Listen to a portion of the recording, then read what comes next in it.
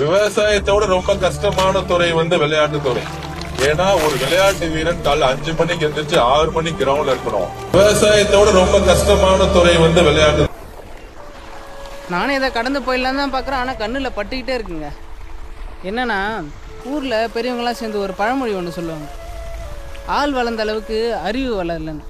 அது 100% இவருக்கு அப்படியே பொருந்தது.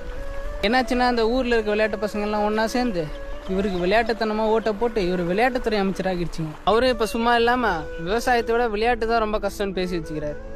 அது எப்படி இருக்குது தெரியுமா? ஒரு தாய்க்கு வர பிரசவ வலியை நமக்கு வர சாதாரண வயிற்று வலியோட கம்பேர் பண்ணி பேசுகிற மாதிரி இருக்குங்க. ஒரே ஒரு நாள் அவர் விவசாயம் செஞ்சுருந்தாலோ இல்லை விவசாயம் கூட இருந்திருந்தாலோ அவங்க படுற கஷ்டம் என்னன்னு புரிஞ்சிருக்கும். இவர் என்னமோ லாட்ரி சீட்டு விற்று அதில் பணம் சம்பாதிச்சு பெரிய ஆளானவர் தானே. அந்த பணத்தில் தான் இப்போ அமைச்சர் ஆகிருக்கார்.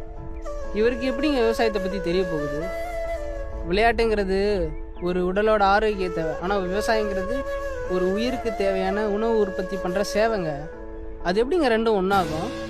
ஏற்கனவே விளையாட்டு கார்பெட் கைக்குள்ளே போய் ரொம்ப நாள் ஆச்சு. இப்போ விவசாயமும் கார்பெட் கையை நோக்கி போயிட்டுருக்கு. அதை நம்ம பாதுகாக்கணும்னா ஒவ்வொரு விளையாட்டு வீரரும் கண்டிப்பாக விவசாயத்தை பற்றி தெரிஞ்சுக்கணும். உடம்பு ஆரோக்கியமாக வச்சுக்கிட்டா மட்டும் போதாதுங்க, அந்த உடம்புக்கு தேவையான சத்தான உணவை பாதுகாக்கணுமா இல்லையா?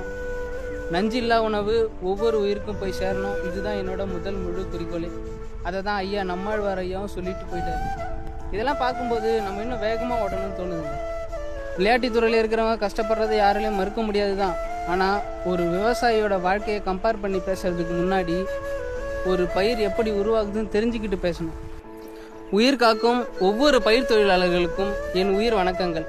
கடைசியாக ஒன்றே ஒன்று சொல்லிக்கிறேன், விளையாட்டுங்கிறது ஆடம்பரம், விவசாயங்கிறது அத்தியாவசியம்.